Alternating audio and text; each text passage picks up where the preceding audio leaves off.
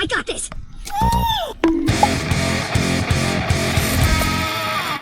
Hello guys, welcome back to the channel, and in here I have the Mavllos Inspiron, which is a monocoque family of rods.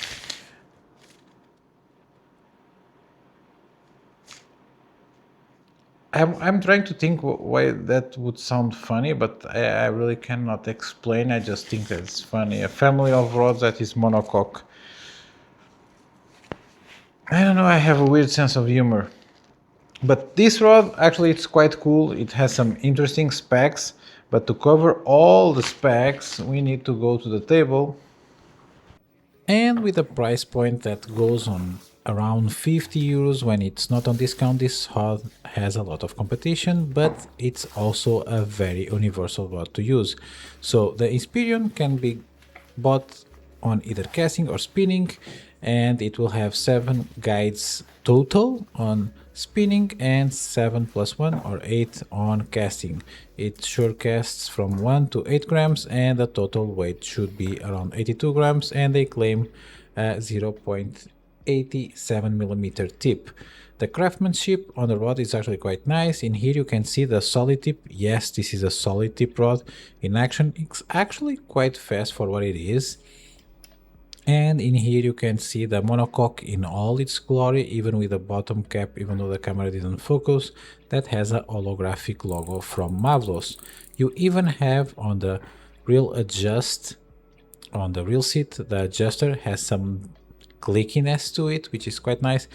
The only thing weird on this rod is that the font is a little bit too small, so you know the specs of the rod, but the font could be a little bit bigger. Fit, it's actually quite snug. I like when they leave that little bit of space for the rod to wear. I don't like when they just fit perfectly when you start to assemble your rod, because it's at some point it will just go to shambles, the fit and finish. The tip, I'm trying to measure it but with digital calipers, and you have some epoxy all on the top of the blank. So I measure 1.20. Maybe the casting rod is a little bit thicker. I don't know, maybe the 0.87 is without the resin, so the bare blank, I got a bigger reading. Now trying to measure the weight of this rod is an adventure, because yeah, it's quite hard. So the top half it's 11 grams and the bottom half it's impossible to weigh like this.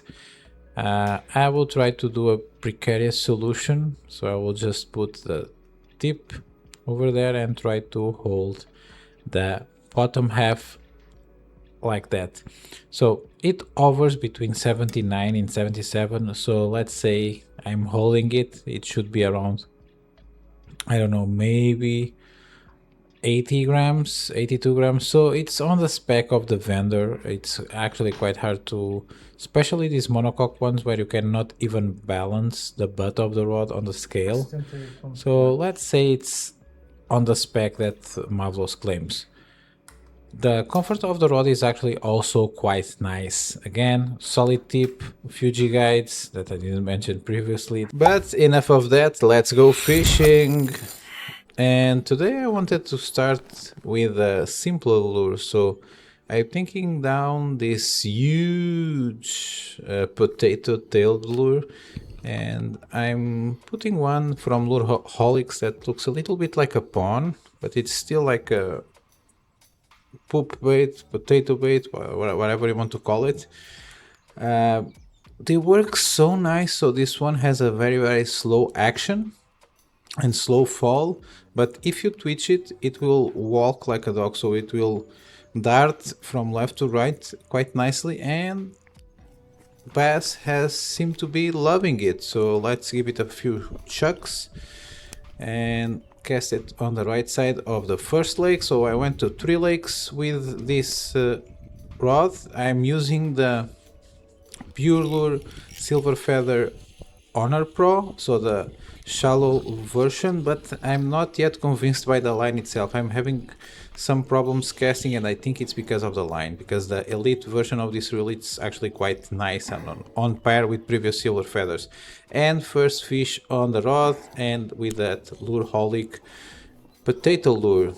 it smacked it quite nicely, and solid bass. So from the 3 lakes that I fish, I think these ones are middle aggressive. The round lake, they are just like eager to get the lure, and after that they just quit. These ones are like middle of the pack, and the small lake, they are very, very aggressive, as you will see in a couple of moments. So casting with these sort of lures, I would say on the 3.5 gram range, it's actually quite easy. So I would say that this rod, it's very predictable, which is a high compliment that you can give to a rod. As you can see, the ergonomics, at least for me, oh, short strike, and there it goes again. As I was saying, the ergonomics are actually quite good. You can see that the monocoque hugs my wrist over there, so it's quite comfortable even to get some nice casting with only one hand. And the lure here working magic with this bass. Also, they feel a little bit healthier than the ones on the round lake over here. So I will just swap this for a frog, because this is what fishermen do. We swap things that are working for things that might work just because of reasons. So that's what I'm doing here. And also the other thing that I have to mention about this rod is that solid tip is actually a little bit fast. So I would call this rod very like an universal rod. That coupled with a cast weight of 1 to 8 grams means that, look at the frog. It's a TPE frog. I think I'm still using the original frog that I ordered like 1 year ago, so durability of the lures, it's actually quite nice. But as I was saying, the rod feels like something that you can do everything. So this would be a nice rod to have on your car, at least the casting version that I have in here, because it will do, I would not say 1 gram, because it's a little bit too fast for you to have like a huge distance on 1 gram, but you will still have the sensitivity. But everything from 1.5, 1.8 grams to the 8, you will be able to shuck it, work it, and hook the fish with it.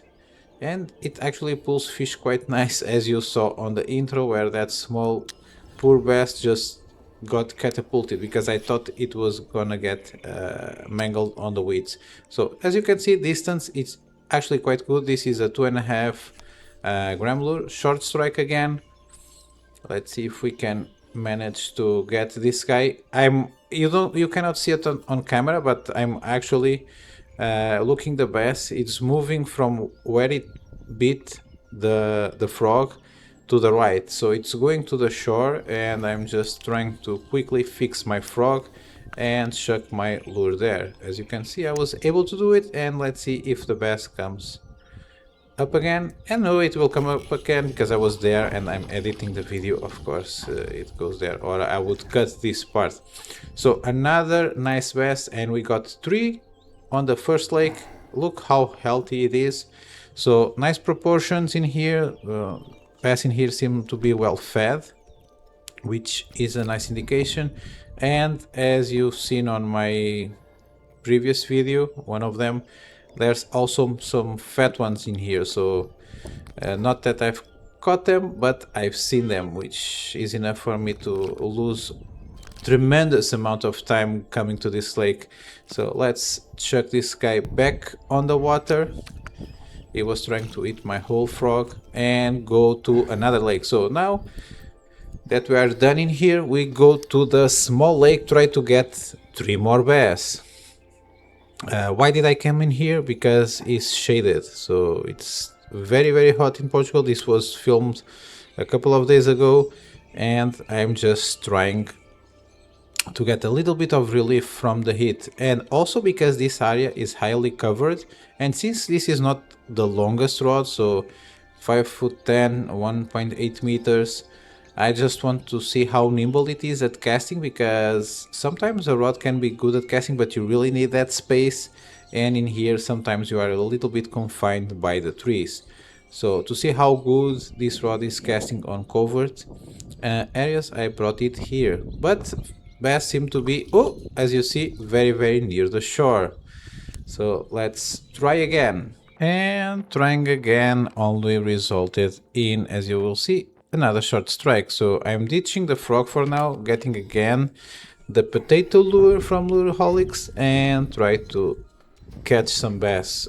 One thing that you have to keep in mind if you're using this type of frogs, like soft plastics with like a EWG hook, it's that the closer to you that the fish get, the hardest is to set the hook, because you have to set the hook to the side, and if the fish is really near you, you don't have the space for it, and you will just pop the frog out of the mouth of the bass. And walking the dog just worked for this guy. So let's get this guy over. As you can see, these ones are a lot feistier than the ones on the previous lake. So I just wanted to take some pics, so I will not bother you with that. But as you can see, it's quite a decent small bass, that I have to say, and they fight quite good, as you can see. So even thrashing on my hand. Let's take the lure out, set this guy, oops, sorry, set this guy back on the water and try again, because that's what we do. Again, trying to work that pawn, like twitching all over the water, like a addict. So fish get a sense of vulnerability and swap it. So very crystal clear and placid water, which means that the bass will probably not blast it. They will just scoop it, as you saw right now. So they just swoop the lure, no big pop-up, and as you can see, very trashy. Again, the good thing of the solid tip on this rod and the bend that you can see, this is quite of fastish. You have to keep in mind that I have a wide angle lens on my camera, which means that the rod will look a little bit more bendy when it's near the margins of the video. And yeah, I have to say, I didn't lose any fish after I pinned it with this rod, which sometimes happens. And now I'm just trying to get the rest of the bass. So I come on this spot, which is quite hard to cast because you have cover all over, and still was able to do some distance on the lure. So let's see. Oh, and another one. And again, as you saw, just a slight swoop, but was able to hook it without a lot of involvement. Very trashy. I really love this place. Unfortunately, it's quite small and the dogs hate me, but you really can catch some, I would say, decent bass in here, and also they are quite good on ultralight. So nice setup. And let's get this guy back on the water, because it really smacked my soft plastic out of the hook and into the line, which is quite annoying, especially since now that the tariffs are in for Europe, so we get €3 plus on all the lures, which means that JDM for now it's cheaper than Chinese soft plastic. So let's set this guy back onto the water and move up for the next lake. So round lake, a little bit softer bass. I was just getting smacked by the sun, so I really just wanted to try to see if the bigger ones were here, but visibility was crap. So I'm just checking my presentation around the shores, and I have some bites, and let's see if we can catch something near the edge of the lake. So let's see if we can get one, and there's it.